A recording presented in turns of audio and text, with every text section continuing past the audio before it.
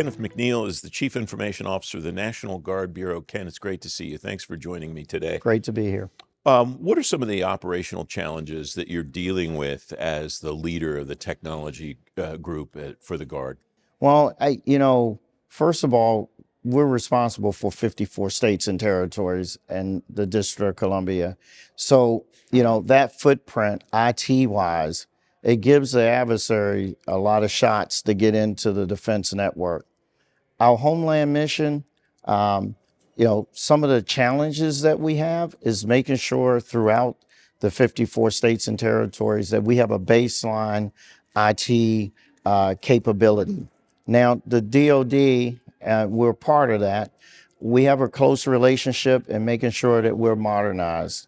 I like to say today, this comment as we get started, as this is not your grandfather's National Guard. We're made up of two services, Army and Air National Guard. But in the world of IT, we've been really able to, in the last several years, to work directly with industry for those capabilities that help us with the homeland mission. Mm-hmm. So I think that's the positive. The thing that we are continuing to work on is making sure that our cyber workforce, our IT workforce, we can retain. Our civilian acquired skills is something that we're uniquely gifted with, right? And so we look at that capability as we tie into supporting the Department of Defense, something that just not only the National Guard can leverage, but the whole DOD. Mm-hmm. And so we're working closely with the DOD CIO and the principal cyber advisors with the services to leverage that personnel. What are the best ways for you to cooperate with those other parts of the department? Well, it's pretty easy. I mean, within the department, especially from a CIO perspective, we collaborate every week and sometimes twice a week. We work closely with the DoD CIO office and the services, especially the Army and Air, because we're made up of those two services.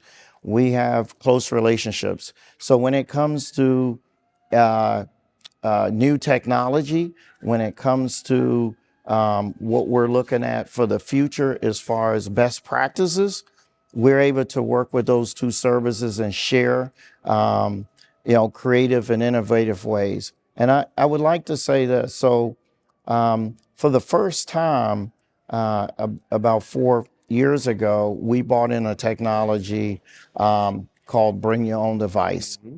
And you've probably heard a lot about it. Yeah. We're pretty proud of leveraging that capability and sharing that with the Department of Defense.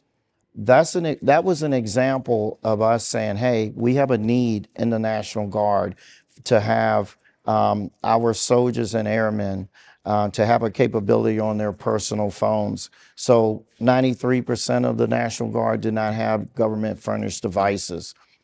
What we didn't know it was going to turn out to be, the DOD at the time, CIO, I said, hey, this is great. The Army CIO said, this is great. And the Air Force. And, that's an example of bringing a technology in as the National Guard and not relying on the services. Now it's a collaboration versus, hey, this is what we're getting.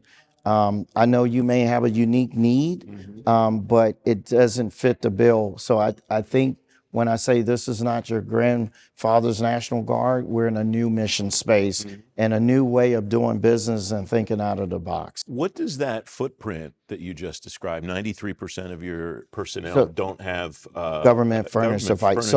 What does that mean for things like cyber and so on? So, because 93% do not have that, they tend to use their personal device when they're getting ready to mob and preparing to come on orders and on mission. As you know, if you're doing, official DOD work, that's not secure. Mm-hmm. And so what we learned was, okay, we can't give everybody a government phone. So this capability allowed us to make sure that our soldiers and airmen can operate in a secure environment. And that's key. So now I am not mobed.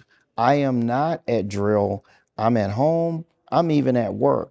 I can collaborate, check my email. I can use Teams. I can use all the capabilities just like I have a government device. And so that's been a game changer for us, but not only for the National Guard, it has really been a game changer within the DoD for those services who are using this capability. We have less than a minute left. I imagine zero trust is an important part Zero of trust your. is our top priority. So we are working zero trust, and we have a National Guard Bureau zero trust plan. And I put emphasis on that because most people say, why are you doing zero trust? You're made up of two services, right? The Army is going to do their zero trust and the Air is going to do their zero trust, and those services are going to wrap up.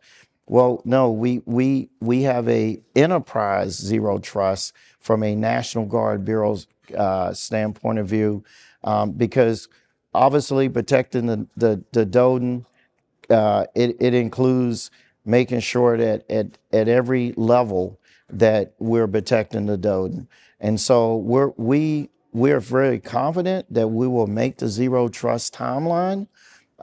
We've worked collaborative with the DoD CIO. That's been such a great help with my staff and myself trying to meet those unique zero trust requirements that we're now pushing forward. Ken, it's great to have you here. Thanks for joining me today. It's great to be here. Thank you very much for inviting me.